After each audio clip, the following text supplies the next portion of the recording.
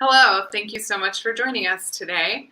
My name is Teresa Remick, and I'm the Managing Director of the Page Theater at St. Mary's University of Minnesota. We're here in Winona, Minnesota, coming to you today with some wonderful artists from across the country. We'll get to that in just a minute. Today's panel is called Women in Dance, and we're really happy to be able to bring this to you. It's such an important subject. Through the past year, we've been celebrating 100 years of white women's suffrage and moving into additional advances for women. But within the dance field, we still frequently see that male artists are dominating the field. And the artists that we're going to be bringing to you today on many scopes have done amazing work to bring forward the voices of women in their respective forms. We'll be joined by Renee Mehta and Rachna Nivas from the Leela Dance Collective. They are a female-led company specializing in the art of Kathak dance, doing wonderful work. And they'll be joined by Michelle Dorrance, a wonderful tap artist who has also been making great strides in the industry through her work with her company Dorrance Dance, as well as other projects. Unfortunately, Dormisha was not able to join us today due to some scheduling and technology issues, but we are with her in spirit and hope she's with us as well. And we'll also be joined leading today's conversation by Renee Copeland. She's a dance artist from Breakfast and as well as Ananya Dance Theater, another female-led company here in Minnesota. So to kick things off, I would like to let you know that this activity has been made possible by the voters of Minnesota through a grant from the Minnesota State Arts Board, thanks to a legislative appropriation from the Arts and Cultural Heritage Fund. We also receive additional support for our community programs from the Xcel Energy Foundation. At the end of the talk today, we'll be sharing a link to a brief survey, and we would love to get your feedback on how this event went for you, as well as other things you'd like to see from us in the future and how we can continue to serve you online and hopefully again in person someday. Finally, if you enjoy this talk, please visit pagetheater.org. We do have some recordings of previous talks we've done throughout our virtual residency with the Artists of Speak. And in addition, they'll be doing a presentation tomorrow showing virtually clips and talking about their project, which has really brought to the forefront the voices of female tap and Kathak artists together, as well as musicians in both of their forms, through the wonderful project called Speak, which we were originally intended to host here in Winona. So first, we're going to show you a brief video that'll give you a peek into the wonderful work that these artists have done together. And then on the other side of the video, we'll be joined by Renee Copeland, Renee Mehta, Rachna Nivas, and Michelle Dorrance.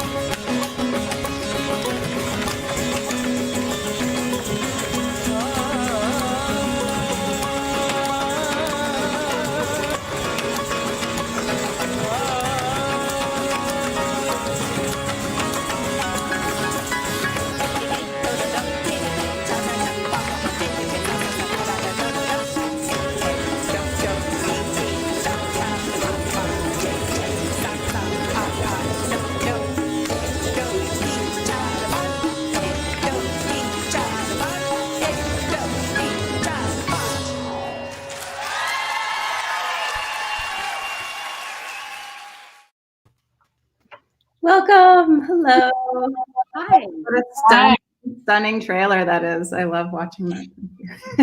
These are the artists of Speak. Fantastic. I would love to just go around in a circle, so to speak, of your individual introductions, your names, your primary occupation, how you want to define yourself today.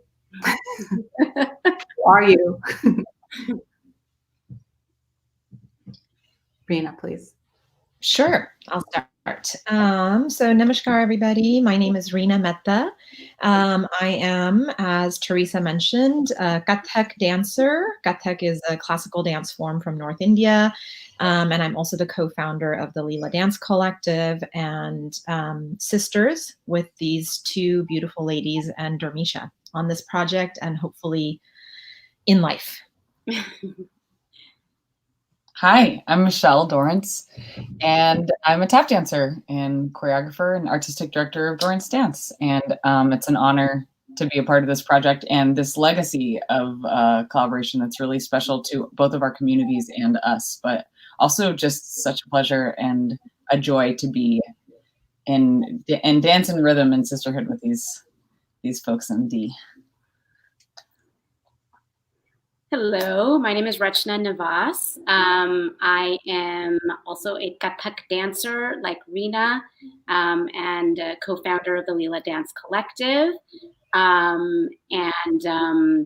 You know, if I were really going to define myself, a lifelong student of this art and also just super honored to be in this sisterhood with Michelle and Rena and with Dormisha, who's not here, through our respective art forms and our respective passions to carry forward these legacies of these incredible oral traditions.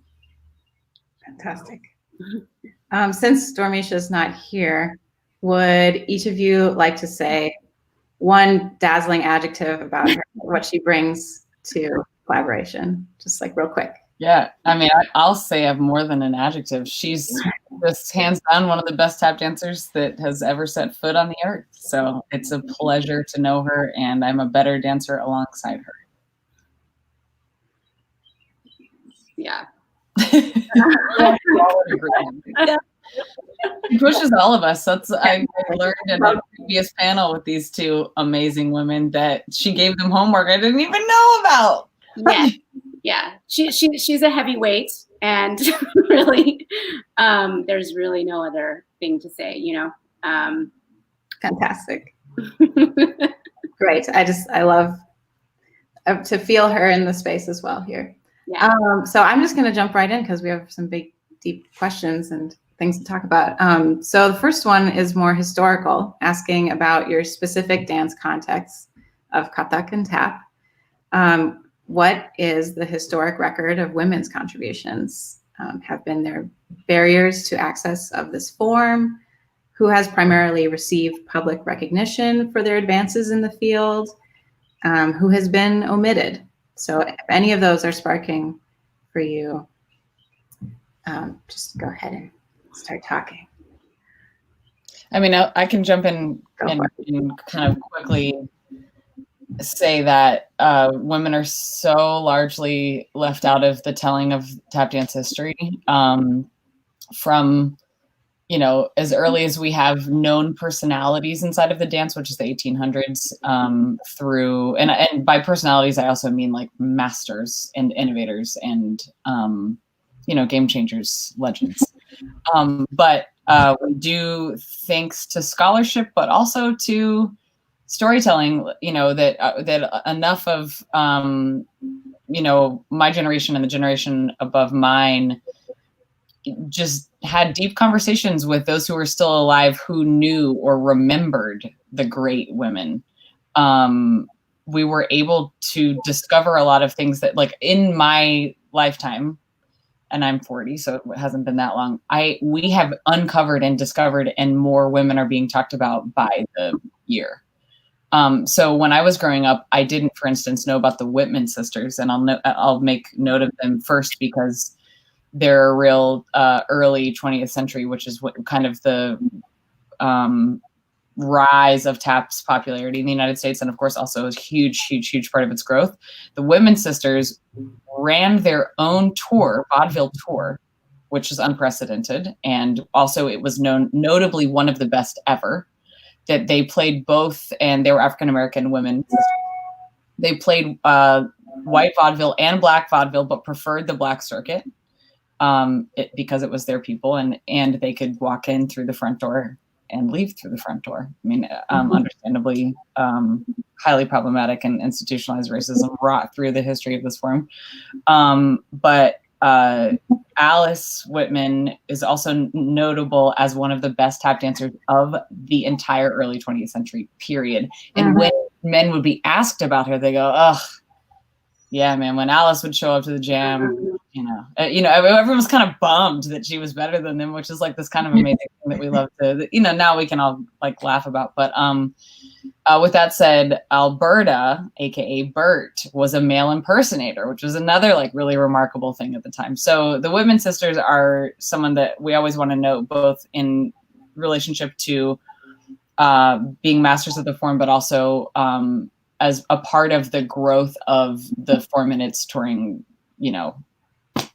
reality. So I'll mention the Whitman Sisters and Ginny Ligon as another woman that could have been as famous as Ginger Rogers and Eleanor Powell. And there's a great story about her signing with MGM. And there was some sort of a live performance or party celebrating an upcoming film. She danced and knocked it out of the park. And the next morning, it was the studio calling, taking her out of the film. I mean, I don't know if I'm telling this story well, but because there wasn't room for 2 female soloists in the film. So, like, you see her in films. She's the only woman other than Shirley Temple, the only adult woman that danced with Bilbo Jingles Robinson, that she did notable things, but she could have been a black woman on the silver screen in these movie musicals. It would have been a game changer. So there are lots of stories like this, but Ginny Ligon's is the most notable, and she was an incredible hooper as well. So I mentioned these folks. Cora Lared, who we don't have much footage of and don't know much about, but my gosh, the footage that we have is one of my favorites. So I always want to mention Cora Lared just because she's a powerhouse.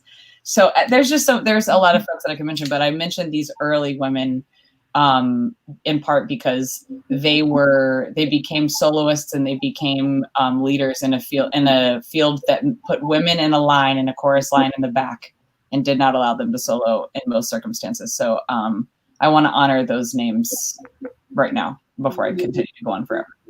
Thank you very much. Yeah. You want to go in, or I can start? Yeah, I can start. Okay.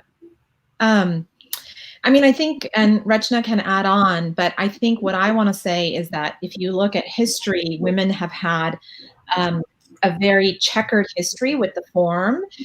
For Kathak dance, it's really important to remember that it dates back centuries.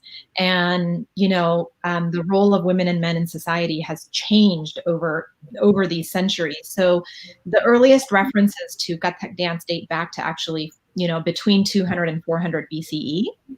And what's really interesting is there was a distinct period in India's history where formalized religion and patriarchy rose, and then there was revolt against it, and then the Turco-Persians came to rule the country, and then the British came. So you have all these changes, and if you look at the early pictures, you see a lot of women dancing. Right? So these are paintings. They're not photos. They're paintings because they date back. So there's actually a time very early in history where you see women dancers in kind of dancing in the temples, in saris. And then you also have this period in history much later where women were forbidden from performing, and all the performers of theater were male. So, then again, you have this moment in time where you now don't see women performers. So I think women's role has kind of gone like this as Indian society has changed over the ages. I think the most significant and recent thing is the history of the Tavaifs, or the courtesans. So it was in the 16th century-ish. And when I say ish, that's like plus or minus 2 centuries. But around that time that you saw the rise of Kathak dance in the courts of India, and you saw this emergence of a class of women that were incredibly knowledgeable in dance, music, poetry. And they were actually, the wives were the only women at that time that could own property, like in the late 1700s, 1800s. So these women held immense power. And when the British came to India and ruled India, they chose, when they really wanted to subjugate the Indian society, they chose to play that out literally on the bodies of women, because they launched an anti-naach movement or an anti-dance movement. And it was during that time that these courtesans, their work and their art fell into social irrelevance. Many of them had to go underground.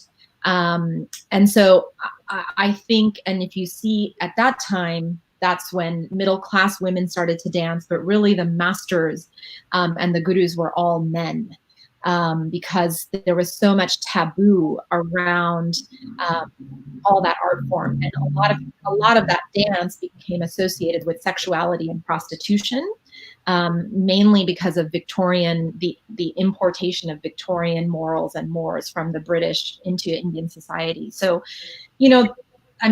there's so much more to say, and I'll let Rachna talk a little bit. I just kind of went like this and gave you a big overview. Mm-hmm. And I think when Rachna is done, I have a couple of names that I did want to mention. Yes. We have a whole section for that. So no problem.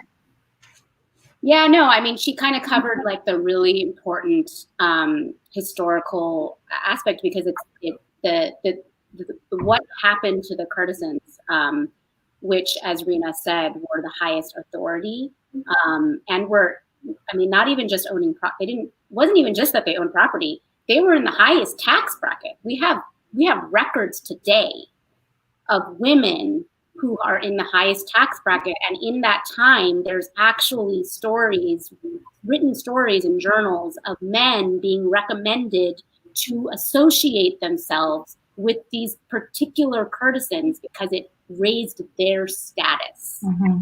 So they were at that level in that echelon. Not to say that there weren't like lower echelon women in that tradition, but the fact that there were these women. So I think it's really, really important just to like really underscore what happened, because specifically in our lineage, our lineage, which basically specifically started with the last king of a particular city, was the last Muslim king of that city. So that lineage of guru passing down to disciple, we even have a photograph of, each of those gurus.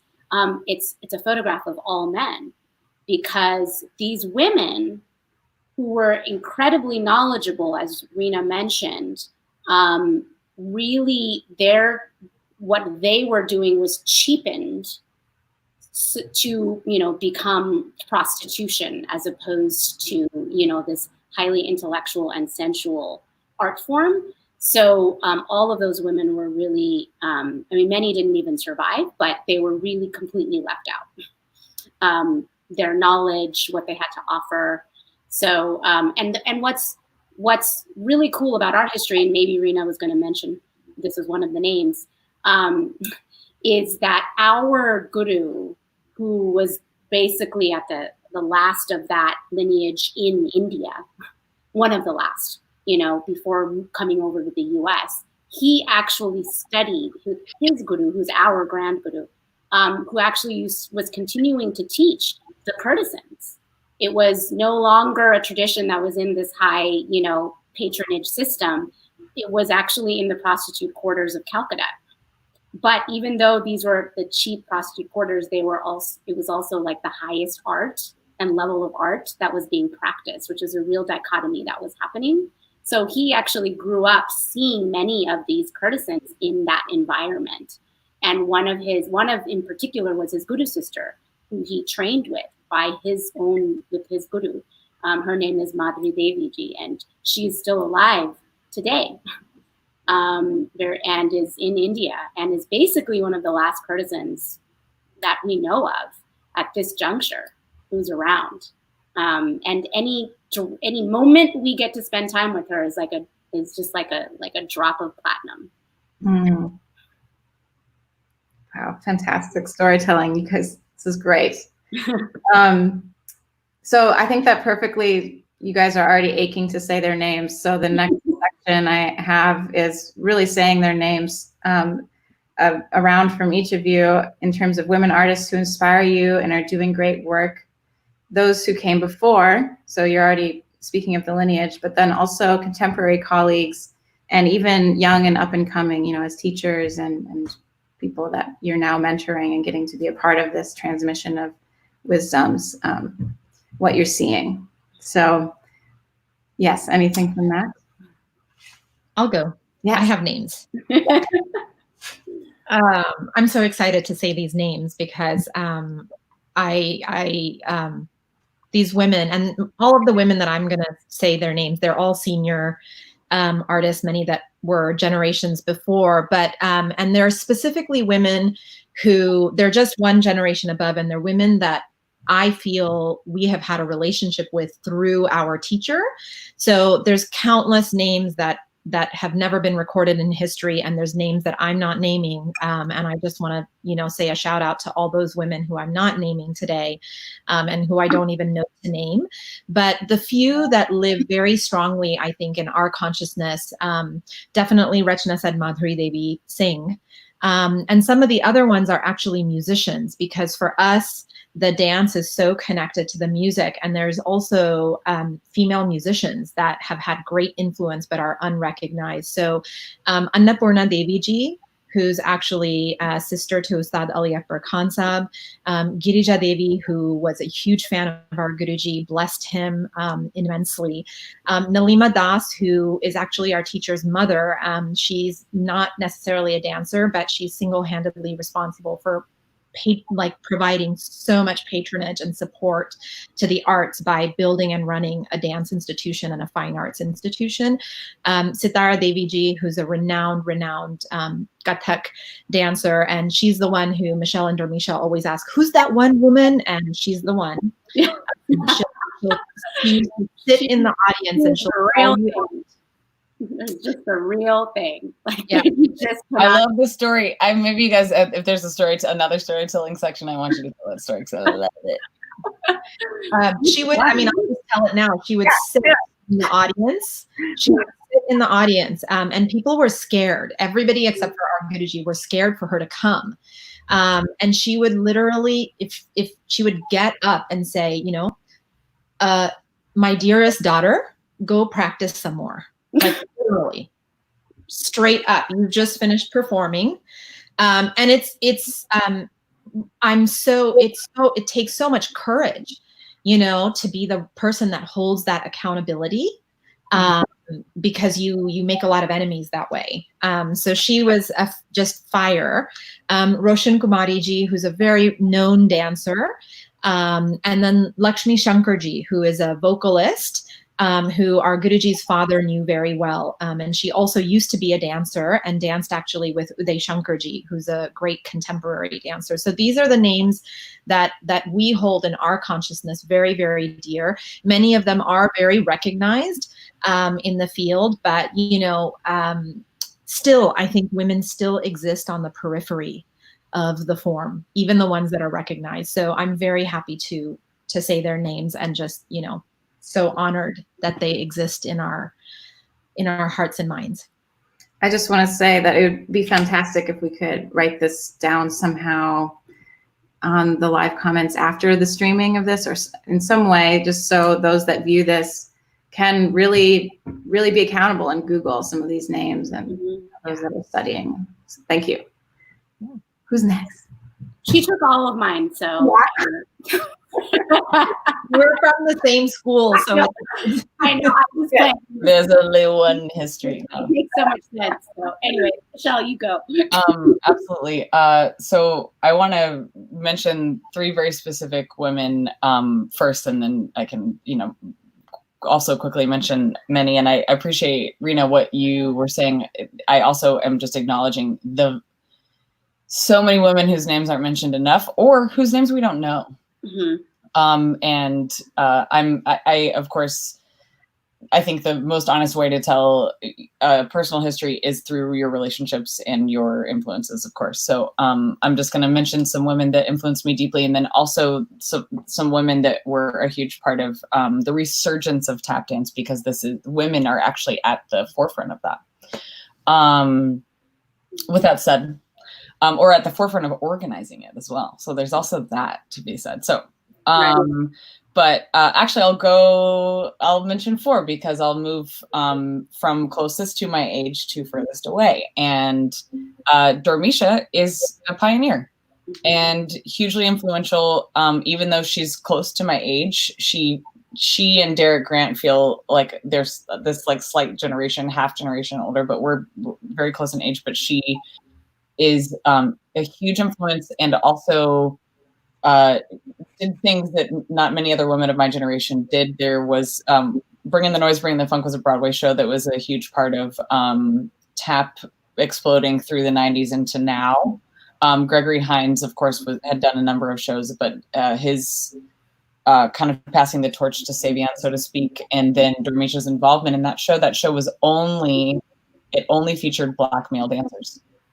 There was one female vocalist, but Dormisha was first in the show in drag. She was the only woman that danced on that show. And then when they revived the tour to do a national tour, I think it was a conversation that she seemed at the forefront of, to be a woman, a character that was a female in the work. So the work kind of changed around her. And she did this choreography that no one had ever really done work like the kind of technique and the innovation that was happening in the show in a heel.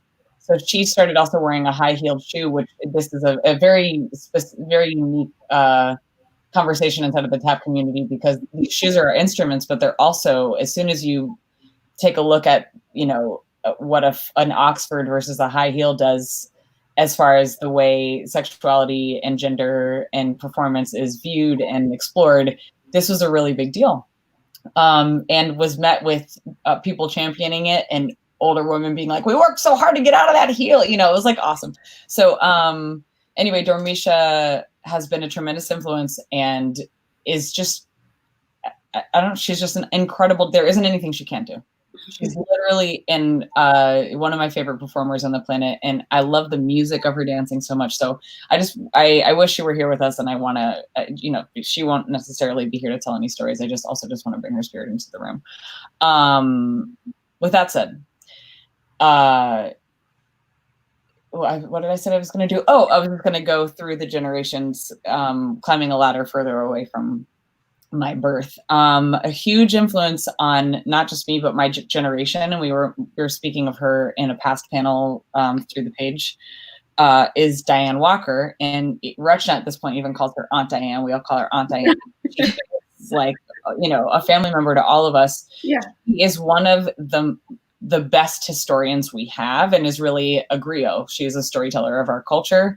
But outside of that, she is one of my favorite tap dancers, has one of the most pristine and beautiful sounds and tones on the planet, and is part of a very specific legacy as well, as a dancer and also an educator. And that's from Leon Collins, her mentor. So, and this has a very specific reference to the way Kathak is passed down from guru to disciple. We absolutely have these, mentor protege relationships, whether or not that's something that is, codified. Sometimes it is, sometimes not. But I mentioned that Diane is part of Leon Collins' legacy because the reason that we understand and have absorbed such a very specific material and compositional element is because of Diane. But she was a female soloist during a time of where a lot of women had created tap companies. And that I find uniquely important. And then I also want to mention, older than her, both Diane and Brenda Buffalino are still with us. Brenda is a huge inspiration, both as a soloist and also as a choreographer, composer. She founded and was the artistic director of the American Tap Dance Foundation. Orchestra, sorry, but the foundation is so American Tap Dance Orchestra is the company. But with that said, Brenda was a pupil and then protege of Honey Coles. And so these legacies are also very important that, and this is unique, I think, to tap dance, because listening to Rena and Rachna unearth the fact that there are no women in this photo of this family tree of, the passing on of these forms. And these techniques to very specific guru and disciple. I think it's really incredible that this lineage is alive in our time. So Diane's voice influenced me as a very young dancer, both as an educator and as a performer, technician, musician.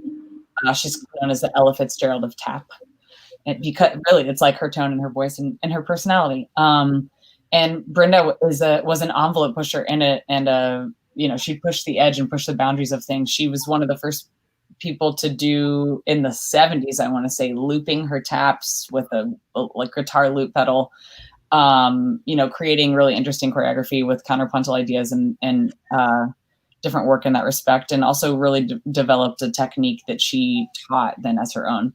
And there are a number of women who were also proteges of the men of that generation. Another one is Jermaine Ingram from LaVon Robinson in Philadelphia. And the list goes on in that direction. There are also a number of women who created companies during the time of the resurgence, but who also, women organizers who were also dancers, like Jane Goldberg, women who founded companies that I had an opportunity to work with. Heather Cornell, who founded Manhattan Tap, Lynn Daly, who founded Jazz Tap Ensemble. So, and then of course, proteges of some of those women. So Brenda Buffalino had a dance captain of her company who then created her own company, Barbara Duffy, whose company I danced with for many years. So I am so lucky to have had a relationship to these women and also to have these very specific inspirations. And then the last one I want to mention, because I could really just keep talking forever, as we all could, I know, is a woman who isn't necessarily known as an innovative tap dance technician. She tap danced. She also sang. She did all different kinds of dance and vernacular dance, and really most notably, she's known most notably as a vocalist, and was hugely famous in London when there wasn't a lot of room in the United States because of what was going on racially. And she was near and dear to the women of my generation because she organized us to be in a chorus line behind her, which gave us a very authentic experience of that, because she was a chorus line dancer at the Apollo Theater. And then also starred in more soundies, which are these short films that used to be played in bars and things like that, than anyone else, like in the history of soundies. Her name is Mabel Lee. And I was a part of Mabel Lee's Dancing Ladies, and she passed at 97 about 2 years ago. And I got to meet her. Yeah, she's also just her personality. You guys... Yeah, she called herself an entertainer, and she really was like the way people like to describe Beyonce as a consummate entertainer, like that. Mabel could put anyone to shame. Yeah, and probably still is, where she is now. But she was a huge influence on the way we should continue to incorporate all of the traditions that live inside of our vernacular, both our vernacular dancing, as well as singing, as well as, she was hilarious. She was sexy and hilarious at the same time. She just straddled these things that you can't possibly imagine. Anyway, so sorry, that was relatively inarticulate, but perfect. There's so much. We were just talking earlier before you got on, Michelle, about how much energy it takes to connect this way and not in a room embodied around each other. And it's so exciting though, because I'm forgetting that, because the inspiration that is its own resource is so clear. It's so empowering. Just how you guys are bubbling over with these names, and to get to know that there's so much power in that. And I want to shift gears a little bit, holding on to that energy. And of course, we'll come back around to some kind of reconstructive energy around this, but to get a little bit real about how your gender expression has shaped and informed your experience today, this contemporary time we're in your chosen artistic practice of these forms, but also in the way that you all are producing work and being a part of the larger circuit and how you get represented, where you can get booked and things like that. So what are the challenges you're facing as women in the dance field today? And especially thinking about structural barriers, which clearly we've inherited as you were telling those stories, and we've normalized in some ways, but what do you wish you could change? Different ways that you can spark off on that. Wait, but there was a lot of questions in that. Oh no, I do that. I love to do that. So, and you can kind of go off of any of them, but what was the first thing you said? The thing is, you're being a woman in the field. How has that shaped your experience in your chosen artistic practice? So I want to bring something up that Rena, of course, because Rena and I were trained by the same master and have had very, we're basically siblings in the dance, right? We've had the same upbringing in the dance. And before getting into current barriers and things, I wanted to bring up something because I have a feeling Michelle might have a similar take on this. So we were trained by a man, and he wanted early on, he wanted a male student. He never got one. He ended up only having female students. His entire span of teaching, which was poor man, 5 years. But at some point, he realized that this was his fate. And he realized that this is what it was going to be. And he actually stopped wanting to have male students. Because he realized that he was meant to train women. And he believed that the women also pushed him and made him, elevated him and made him better. But the real thing that I wanted to bring up is he trained us the way he would have trained if he had male students. He did not make it different. It was like that was never talked about. I mean, the only thing he ever talked about was that I have these powerful women as my students. Mm-hmm. We never thought for 1 minute that there was some sort of barrier or problem. And I think when you're raised like that, and I was also raised like that. I mean, I'm an only child, but I was raised by a strong mom, and also to not believe that there are any differences aside from questioning the differences in society. But it's the same thing. I mean, it's kind of like he trained us like, dad would train like a tomboy or I don't know, something like that, where he trained us to be really strong. He wasn't like, oh, because you're women, I'm going to slow down this part of it. And I'm going to not have you push really hard physically because I know you're not going to go there.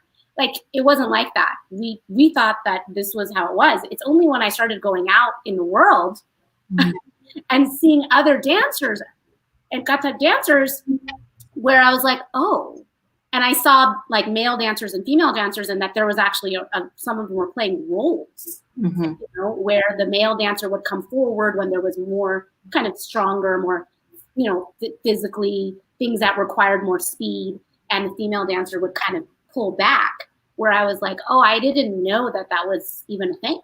Mm-hmm. And so when you're trained like that, and when you're brought up like that, you have a really strong sense of self. You just do your thing, and you just don't even, you're already empowered because your knowledge is on, you've been told that your knowledge is on equal, for it to be on equal level playing field. Mm-hmm. So we were really lucky because we entered the world of being professionals with that grounding. Mm-hmm. It's also, I mean, I think what I want to say is in the same way that we think of, education as being a pathway to empowerment. So it's very similar, right? I think for us, Guruji trained us as long as you have the knowledge, if you have the knowledge, that's the thing that gives you power. Knowledge is power. And he would say that all the time. Knowledge is God. Knowledge is power. These are things we heard. And so it was equalizing in that way. Mm-hmm. And he did give us, he pushed the knowledge and held us accountable to that knowledge. So, I think we were and Rachna and I have really a lot of parallels, right? Because we had the benefit of really strong mothers. So from childhood, these strong mothers, and then we have a strong guru who fundamentally believes in the power of women. Mm-hmm. And he, just a side note, Guruji comes from Kolkata in Bengal, East India, and the worship of the female goddess, Kali and Durga, these are very predominant in the consciousness of, that part of the country. So I think we were very lucky to have that. Mm. And I will just add that, in terms of challenges, one of the things that I think is really hard, and it's hard because we are here in the West translating an Indian dance form here in the West. So now you're also dealing with all the politics around immigration and race. And I think that one of our big passions is to really bring a real understanding about Indian culture. So in the last 20 years, and this was not the case when I was growing up, Indian food is popular. I mean, the number of times I meet somebody and they're like, I love Indian food. It's very popular, and we're very happy. I'm really happy that you like our food. People really know about Bollywood dance and all the colors, and there's things now.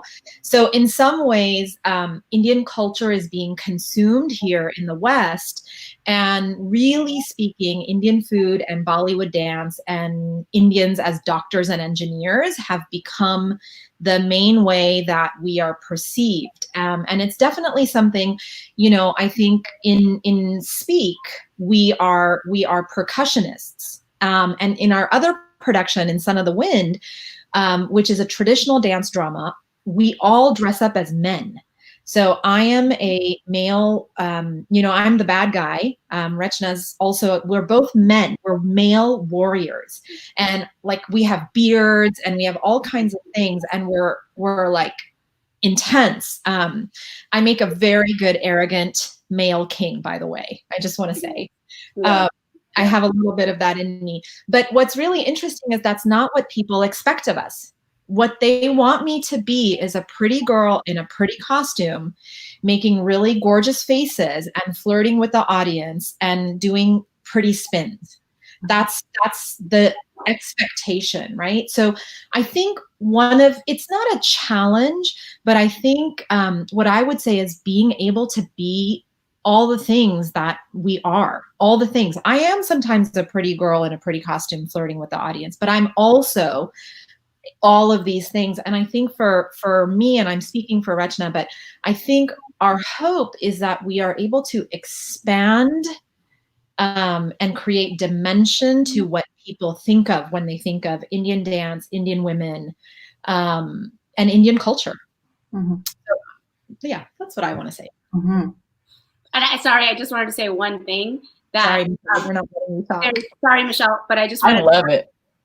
Just to what Rena said, is that there's like comments on YouTube videos of mine of people saying that I look, and I'm dressed in a female, like feminine costume, saying that my dance is masculine.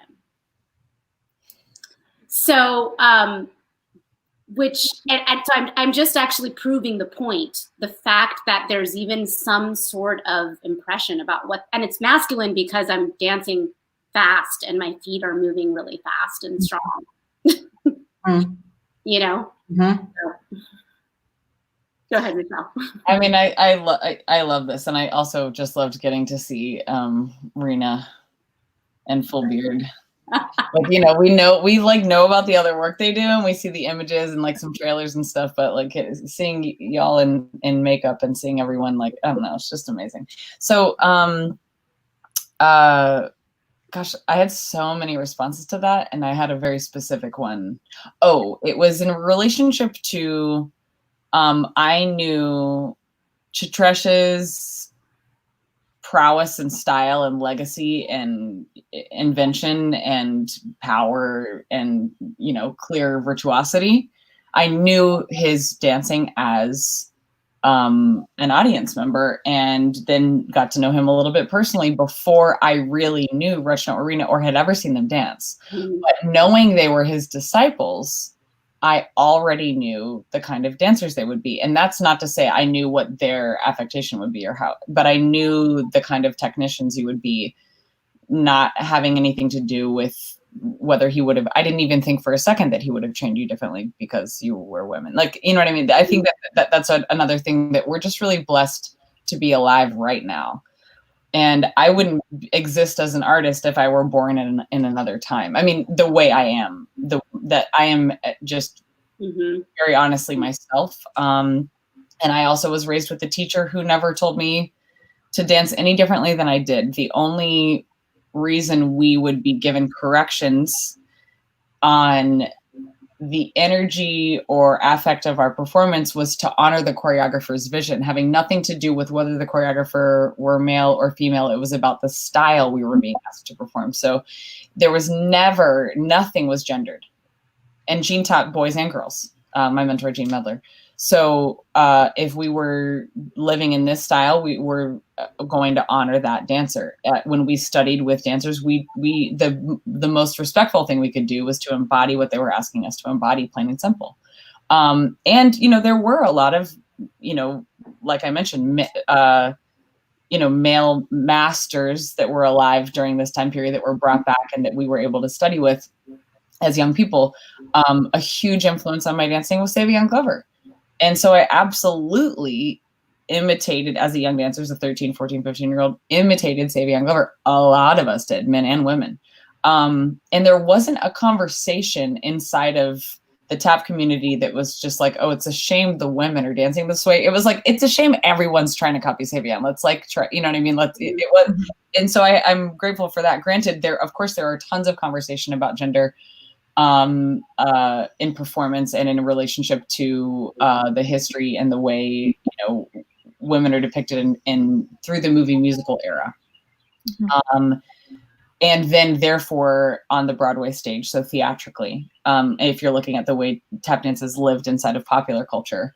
And what I found to be really beautiful by the time I am studying this and as a part of my community, this conversation wasn't being had. I just barely missed it, because Diane would tell stories about Henry Latang making sure those women were in a heel.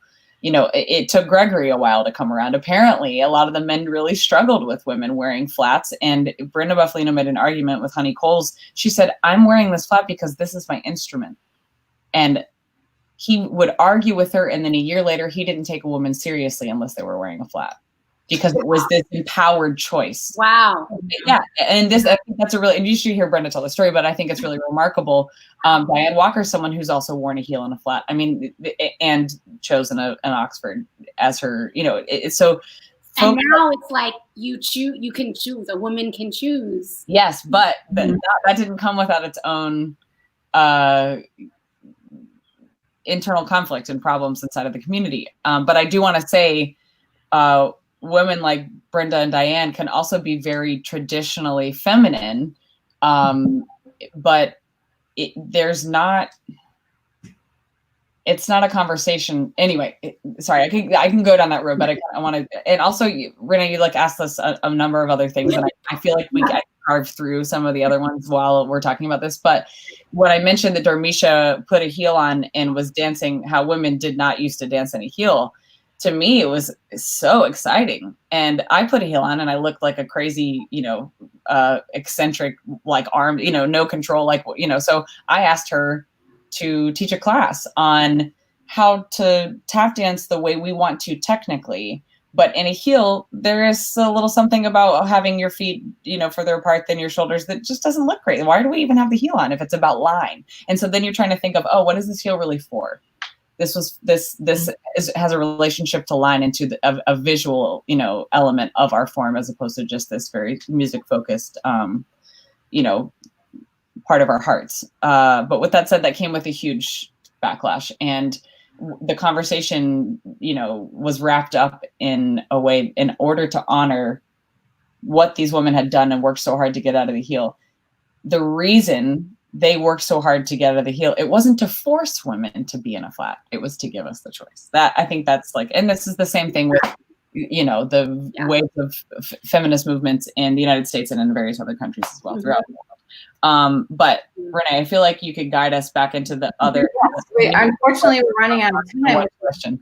We knew would happen. We did start a little late, so maybe we'll just like eke a little bit, couple of minutes. But I think this is such a fantastic conversation for people to tune into, because this is really about all of the thoughtfulness that goes into your live performances and what you have created with Speak, in terms of really creating culture every day. Every choice that you make together as you collaborate, you are offering that to your audiences now. We're not just reflecting what your audience is. You can't presume who your audience is anymore these days. We are in a phenomenal mixture of people wherever we go, wherever we tour, a new city, a new set of mores and things to reflect to one another and also to offer. So I think that you guys are just providing this wonderful background to all of the difficult conversations and complex different contexts that we're coming from to make our decisions as we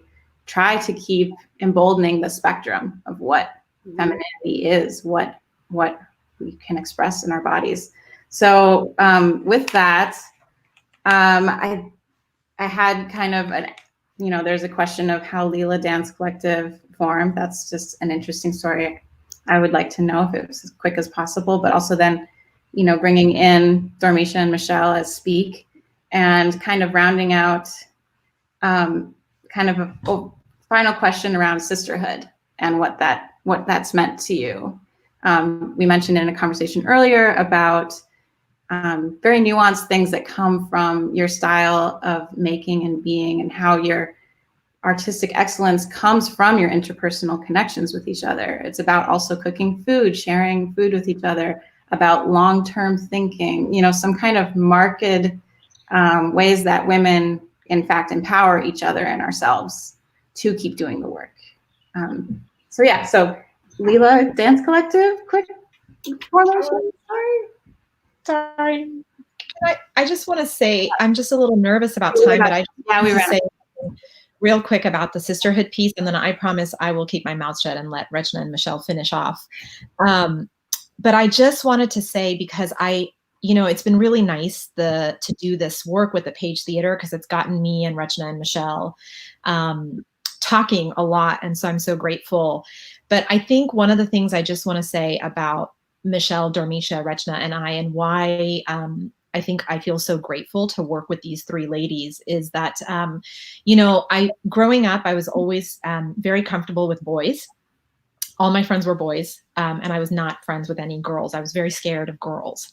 And I just never got along with girls. And my personal lived experience has been that I often find friends of girl groups oppressive. I feel more oppressed by women sometimes than men, and more judged by women than I feel in my interpersonal dynamics. And I find a lot of competition, and just all these things that have always made me feel really wary of women on an interpersonal level. And I think one of the things that I just want to spend as much time with these three ladies as possible, because there is such a sense of uplifting each other that, I walk into their space and I'm uplifted and elevated. There is no competition. There is only generosity of spirit and a sense of not even collaboration, but I am here to elevate you and uplift you. And so I think that is, for me, the sisterhood that I'm so grateful to be a part of. And I'm just going to stop there. Yeah, I would like to add to that, because so basically, and also when Rena's talking about uplifting, it's not also just for the sake of uplifting. I think what's really, really special is that it's uplifting because we share common values and ideals around it, and we're women. And when that happens, there's such a powerful force that gets generated, which I am only just now discovering at this phase in my life. And that's what I wanted to talk about, sisterhood, which brings back to actually your question around Lula Dance Collective. I mean, we formed it not because, we want to form a women all-female collective and we want to have it be women-founded. We didn't intentionally do that. I mean, like I mentioned, we just happened to all be women.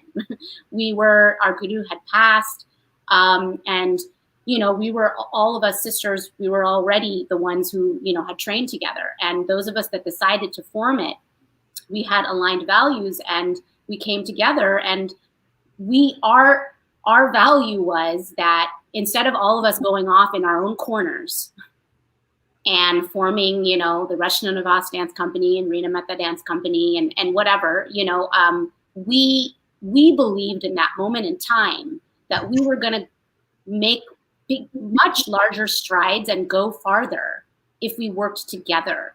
And if we could still have our own individual bodies of work, not to say that we were going to give those up, but that we could do it in a fluid manner with this support, with a system where we could, bring our resources together and put our heads together and also have ensemble work and projects like Speak. But what came of that is what Rina is talking about. I didn't realize that what would come of that is a realization of the power when women work together and they're choosing to work together. Actually, after the first Speak, the very first one in Work in Progress that we did in 2015, and that was our guru had only passed in January of that year. It had only been 11 months.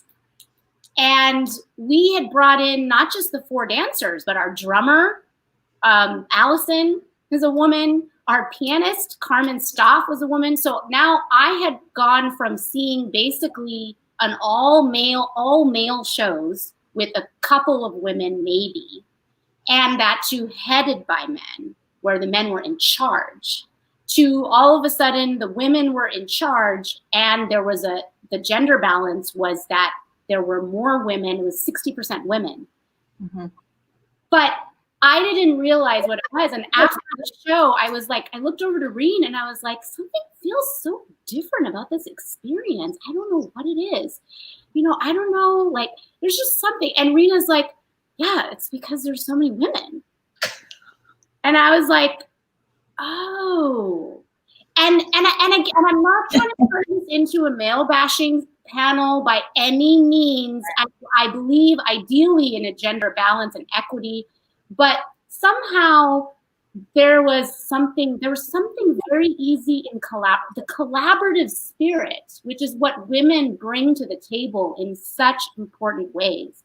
Naturally, it's a natural asset of women, was totally underestimated. And I think from there, I've been discovering so much about what happens when there is space for women to step forward, and not having, even our collective, not having men in there, that space, which has been even more created in the last 3-4 years with the Me Too movement going viral, is that there's just been space for us to bring our voice to the platform.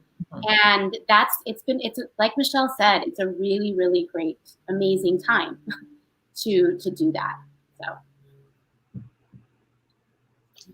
I agree with everything these ladies have said. I mean, the only thing I can add at this point is just that, what you're saying about collaboration and that this is something that women do naturally. I think with collaboration comes open-mindedness, and then and with that comes understanding, and with that comes care. And it's not something that should be foreign to men, but in this culture, it's very often, particularly in performance, ego is so present, and people are so interested in being stars. And when what you two were mentioning about our common values, that we are sharing something that is much deeper than, of course, putting on a show or performing for a group of people. We are sharing something that is so deep and so rich and so much larger than ourselves. That should always escape any of these binaries, or I don't even mean to say escape. It should just be more pervasive than anything else. So I'm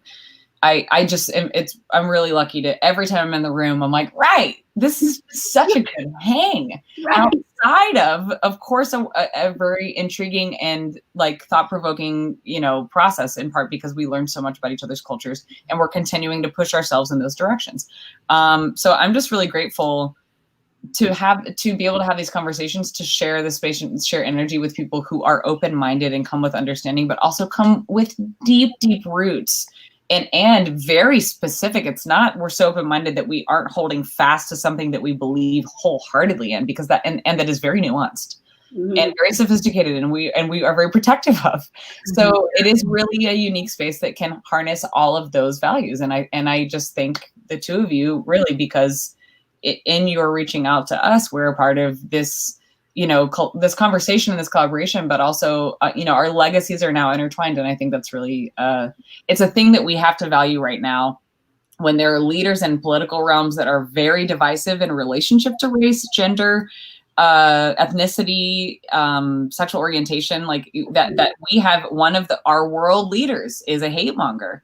Like, we have got to put this energy out there. And these are the kinds of projects that that must continue to happen, because it's only enhances understanding and only asks more of our audiences and of our communities and of our culture at large to embrace one another more. Yeah. Well, you all have such perfect remarks, and also perfect things that make me ask a million more questions. I'm sure we could speak for another hour.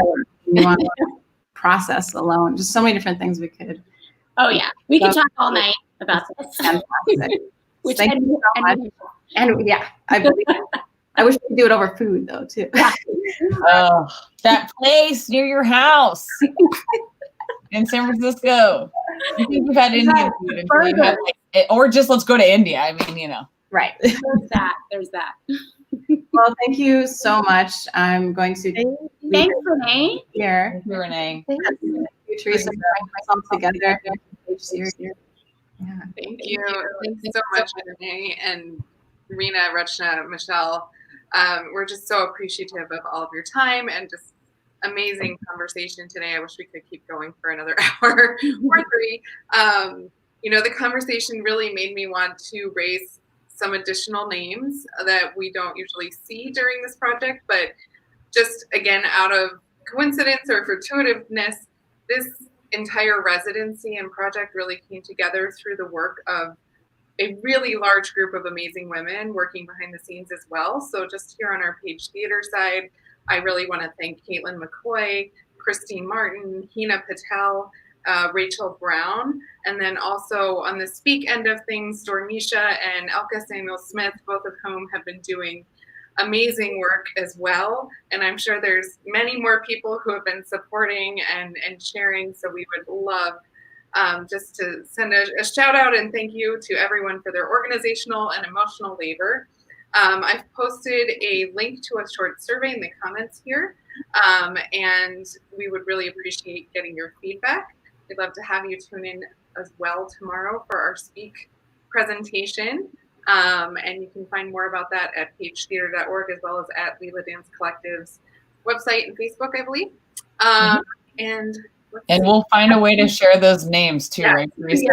And there's a Q&A with Dormisha will be on that one tomorrow after the live stream. So I just wanted to let folks know about that.